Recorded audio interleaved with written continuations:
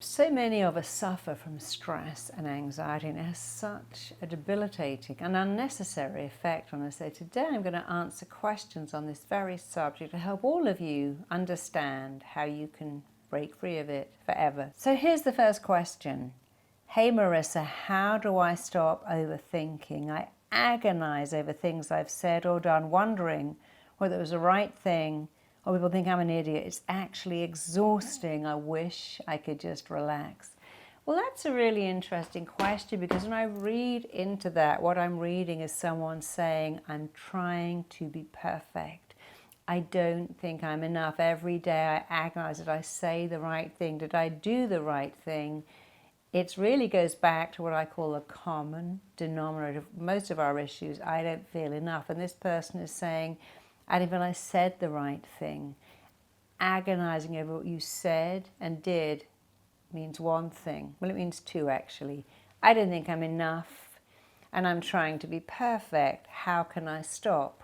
Well, the first way to stop is to go, I am enough. I am enough. I didn't do a perfect job. I did a good enough job. I often think, I could have made a better YouTube video. I could have done some research. I could have worded it. Then I think, but then if I did research, it wouldn't be my thoughts. It would be someone else's. And we all think, gosh, I could have put more effort. I could have tried harder.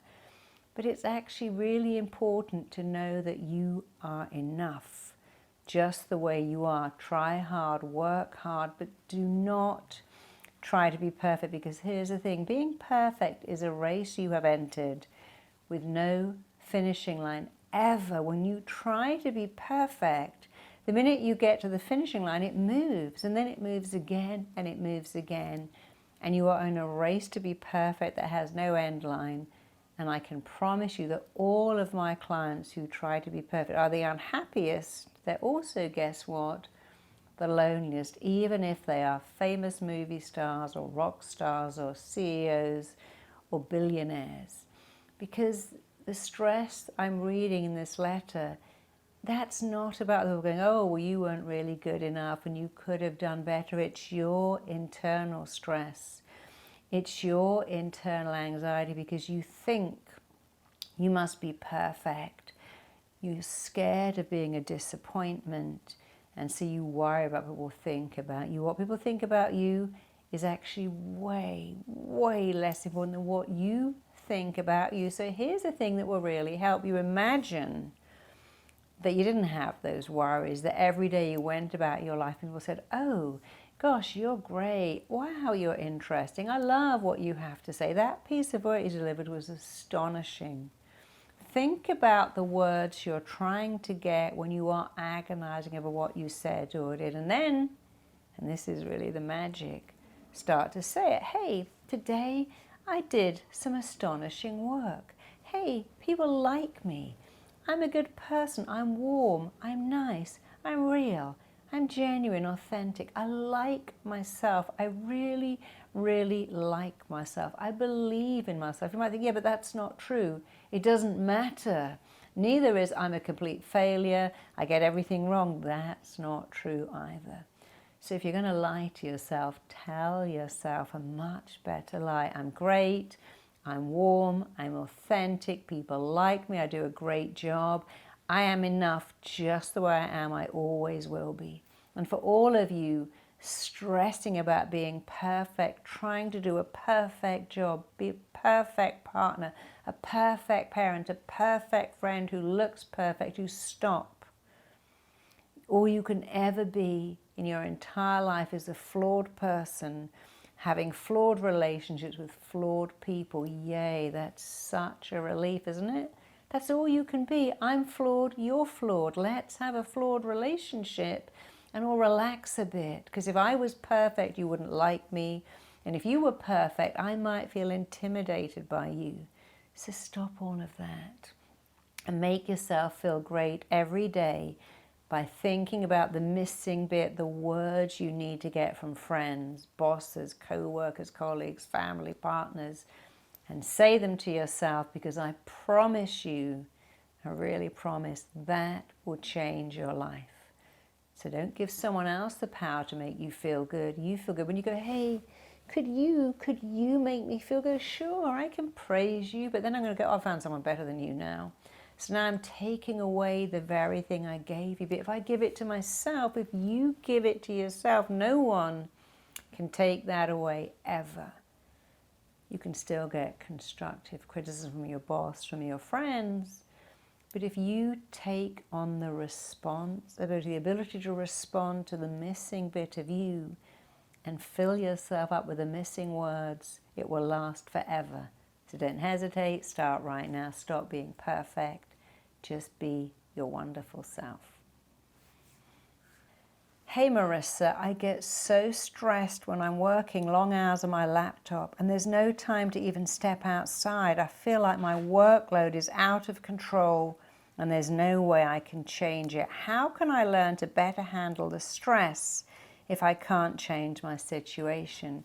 Well, here's a little thing I love, and it's called a game. So you imagine going, I can't accept it, and I can't change it, and I can't accept it, and I can't change it. And now you're going to feel helpless and hopeless. I can't accept my workload. I can't change my workload. I can't accept being chained to my laptop, but I can't change it. So you have to do one of two things: accept it or change it.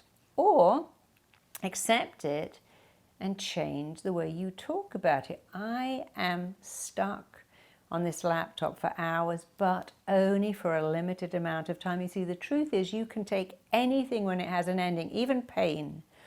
We can take pain. Okay, I'm going to have a tattoo. I'm having my legs waxed. How long is that going to be? I've had surgery with no anesthetic, and I could only do that when they said this will last for 5 minutes, or this is the worst bit and it's going to end soon. I have done that many times, and when I can see an ending, I can cope with it, and so can you. So your first thing is to look at your situation. For now, you have to work long hours and you can't take a break. And what will really help you to decide, but this will end. I'm going to do this for X amount of time. I was writing a book and I had a date, I think it was the last day in August to submit it. And then my publisher said, actually, we need that 3.5 weeks early. And I was already really pushed to complete that. And I thought, oh, okay, well, I have to say yes, I can't say no. So I had to double my workload and work from first thing until late at night.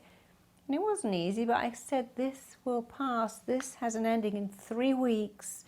I'm going to shut my laptop, deliver that manuscript, and I'm going to go on holiday. I'm going to take a whole day off and lie on the sofa and watch all the movies I've had to just record, because for that 3.5 weeks I couldn't read a paper, couldn't look at a magazine, couldn't watch television, but I chose that. And I really didn't even have time to cook, but I bought lots of protein powder, lots of stuff like bananas that I could just eat with one hand while I was typing away with the other.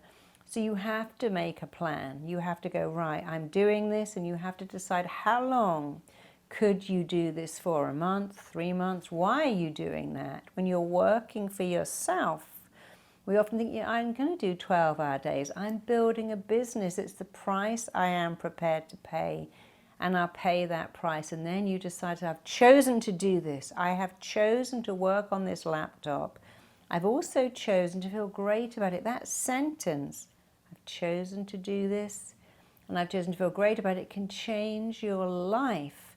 And then you have to go, and I have to be smart here. I must take breaks. I must just, when I'm looking at the screen like that, every 10 minutes, look as far away as you can, look out onto the horizon. It helps refresh your eyes. I'm going to keep hydrated. I'm going to eat the right food, even if that means I'm having healthy snacks that I can eat, nuts, not potato chips, spoonfuls of nut butter, not pretzels. You can still have healthy stuff. My favorite thing when I'm working is peanut and almond butter put on slices of red pepper or apple.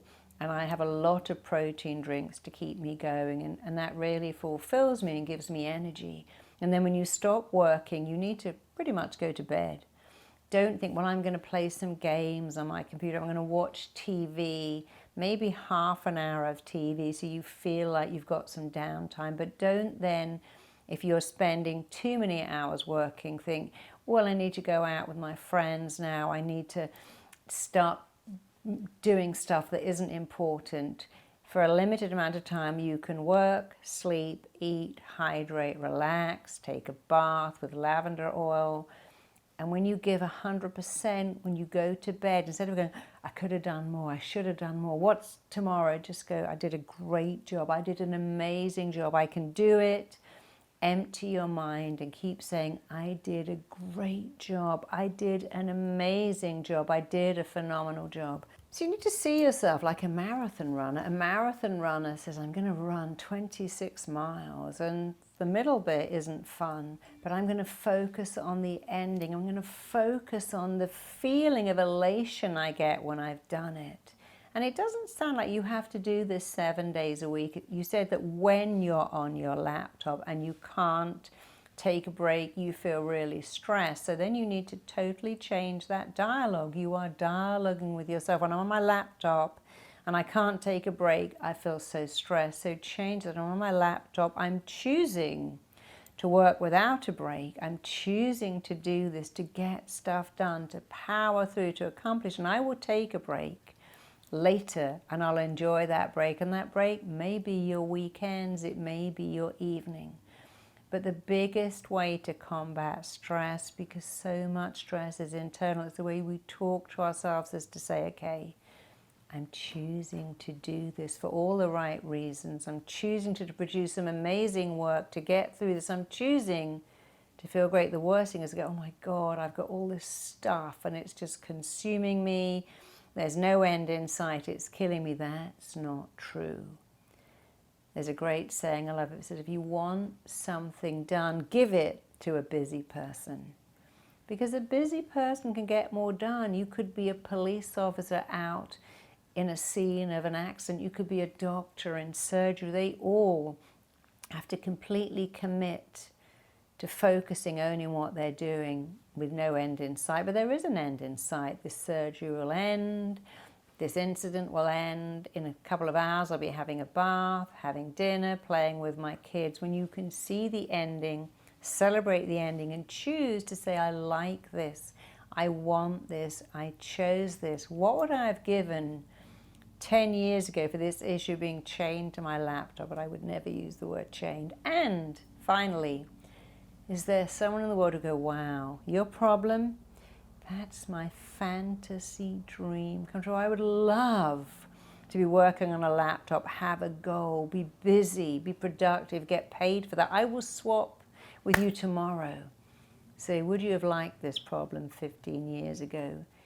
Is your problem someone else's fantasy? If the answer is yes, you can cope with this. And finally say to yourself, I have phenomenal coping skills. I have extraordinary, incredible coping skills. And if you say that over and over again, you can cope with anything, especially when you can see the ending. Hey Marissa, I worry that everything might be my fault. I guess I'm an anxious people pleaser. If my boyfriend is in a bad mood, I assume it's because of me. If someone at work is in a bad mood, I assume it's because of me. You get the picture. I'm always on edge about people being annoyed with me. How can I stop thinking like this? Well, that's a great question. And it's interesting that you assume it is always your fault. You're consumed with it being your fault. You're so busy trying to please other people, you have forgotten to please yourself. The most important opinion for you is your own opinion. And I find that people who are people pleasers say sorry a lot. Oh, I'm sorry, have I upset you? Oh, I'm so sorry, you seem to be in a bad mood. What have I done? And these are statements. So one of the best things you can do as a people pleaser is stop saying sorry. I'm so sorry I can't lend you money. I'm really sorry that I can't help. I'm sorry I can't lend you my car. I'm sorry you're upset. I'm sorry I'm late. Start to change it. Hey, thank you so much for waiting. Thanks for waiting. Thanks for being there. Thank you for understanding. Thank you for recognizing I'm a bit cranky today. Thanks for being supportive. Notice how much you apologize and stop. So instead of saying, oh, I'm so sorry I upset you, I'm really sorry I didn't complete that work, always say thank you for understanding, thank you for listening, thank you for being there. When your boyfriend is in a bad mood, do not say, hey, what's wrong? What have I done? What's wrong? What have I done? Say, can I help you? You seem a little out of sorts. That's cool, I understand. Can I help you? Do you want to talk about it? Often they'll go, no, I'm having a really bad day. When something at work is going on, I go, oh, what have I done? What have I done? Why won't you speak to me? Why are you being mean to me? Why are you off with me? What have I done? What have I done is a statement. Go back again and say, can I help you? Is something going on here? You see, you are telling yourself a story. The story is, this is my fault. My boyfriend's annoyed. I've done something wrong. You need to have a better story. See, I could go to my husband and go, well, you're in a really bad mood. You're hardly speaking. You haven't looked up from your phone. What have I done wrong? But I would never do that because I haven't done anything wrong. And how I talk to him is I go, hey, I'm telling myself a story here. We're driving and I'm asking you a question, you're not answering me. You're not giving me any attention. I'm telling myself a story. You're not interested in me. You don't want to talk to me. And he'll go, oh yeah, I'm really sorry. I'm telling myself, I'm reading a message from someone and I'm telling myself a story, which is I need to read this message and you keep interrupting me. So we always start with I'm telling myself a story. You don't care because you go to bed and I never check all the doors are locked. And then my husband will go, well, my story is, hey, you lived on your own for years before you met me. I didn't know I had to lock all the doors to make you safe. So stop telling yourself a story. Your boyfriend is a flawed person. You're a flawed person. I'm a flawed person. Flawed people get all hung up on stuff that's not about you. I said, but my little was going, hey, darling, what happened at school today? What did you do? And I said, darling, if you don't want this, say, Mummy, I feel like you're interrogating me and I just want a minute. So I started, she goes, Mum, I feel like you're interrogating me. And I would stop because I told her to say that. Because I'd go, hey, and what happened next? What's wrong with you? Why aren't you answering me? Why are you so rude? I'm asking you about school, driven all this way to pick you up, and you're giving me that whatever, or rolling your eyes. But just because I want to know about her day doesn't mean she wants to share. She may be thinking about stuff. She may be having all sorts of stuff going on. So stop with the story. I've hurt you, I've upset you, you don't love me, you're not interested in me. Tell yourself the truth. People have their own agenda. Maybe your boyfriend's favorite team lost, maybe he's got issues, but it's not your fault. And at work, you're working with people who have emotions and issues and situations. When someone cuts their car in front of me, I go, look at that rude person. I could go, hey, maybe they've got a kid that's sick in hospital, a difficult boss, and they've got to get to work. Which is wrong? All right, who knows? Who cares? I just choose to tell myself a better story. This person in the store is really rude and cut in front of me and cut in the line, but maybe they got something urgent or they're unhappy. You see, when you tell yourself a different story, it changes your life, and our whole life is stories. So stop telling yourself it's my fault, I'm getting it wrong, I'm to blame, and tell yourself I live in a flawed world with flawed people, having a flawed relationship. You can't be perfect. Just be you, but really stop apologizing and stop blaming. And imagine how your friends would feel if they said, oh, what have I done wrong? Why are you upset? You're going, no, it's not you, it's me. I'm having a bad day, or I need time to myself. I need time to think. I just need time. People at work weren't very engaging today. My boyfriend's a bit off. Now let me focus on the worst possible outcome. He doesn't love me. He's annoyed that I did something wrong. I upset him. I made him angry. Somehow everyone at work is cross with me, and I'm focusing on the worst possible outcome. Do you know that statistically, not even 10% of what you worry about is ever going to happen? Isn't that amazing? So stop doing the worst possible outcome. Do the best possible outcome. My boyfriend needs time to himself. We all need time. My boyfriend's had a bad day. My boyfriend's going through some stuff, and I can go, hey, I'm here if you want to talk, but I can also totally give you your space. I'm here if you want to be here, but I recognize sometimes you need your own time. You want to talk? No. Okay, I'll let you do your thing, but I'm here if you need me. So go on to the best possible outcome. Maybe I did irritate my co-worker. They irritate me. That's part of this tapestry of life, and I can deal with it.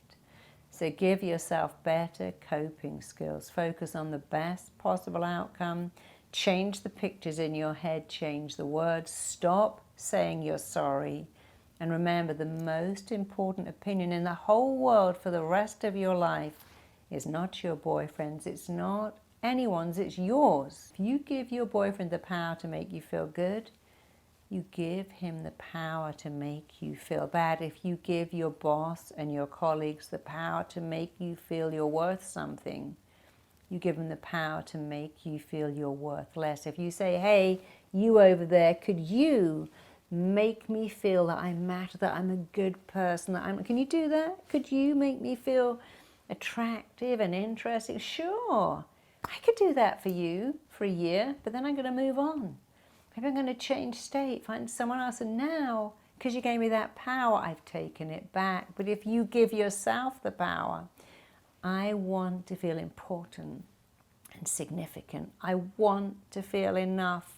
I need to feel I matter. These are very valid needs. From the minute you're born, you need to feel safe, you need to feel secure, you need to feel you matter, and you need to feel people are proud of you. You know what? You have to meet those needs. So everyone listening to this, take a minute now and think about, what do you need to hear? Well, this is not rocket science. I need to hear I'm great, I matter, I'm significant, I'm enough, I'm lovable, I'm doing a great job. So start saying it. Let's do it now. Take a deep breath and repeat after me. I matter. I'm significant. I'm lovable. I'm enough. I'm enough just the way I am. I'm lovable just the way I am. I matter just the way I am. And add in some other stuff. I'm an amazing girlfriend. I'm an amazing colleague. I'm an amazing co-worker. Whatever you want to hear, say those words to yourself now. I'm good. I'm smart. I'm intelligent. I'm great at my job. I'm an amazing person. You can say anything you like. And if you say it and say it, the mind learns by repetition. It will go in. And when you say it to yourself, you know what? No one can come and take it away. No one can go find someone taller, younger, smarter. No one can take it away if you say it.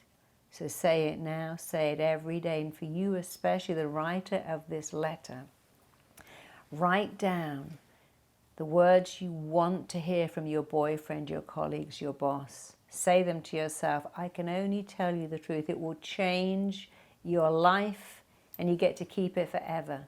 So do that now and don't be sorry. Just be glad you learned to change now. And don't forget, you can download completely free my self-esteem workbook that has so many ways there for you to build and grow your self-esteem forever. If you enjoyed that video, check out the next one right here. You can also click the link below right here for your free gift. We have a choice. You can go, I'm in agony, my head is killing me, which is not true. You can go, I got a headache, it's slightly annoying, but I'm going to take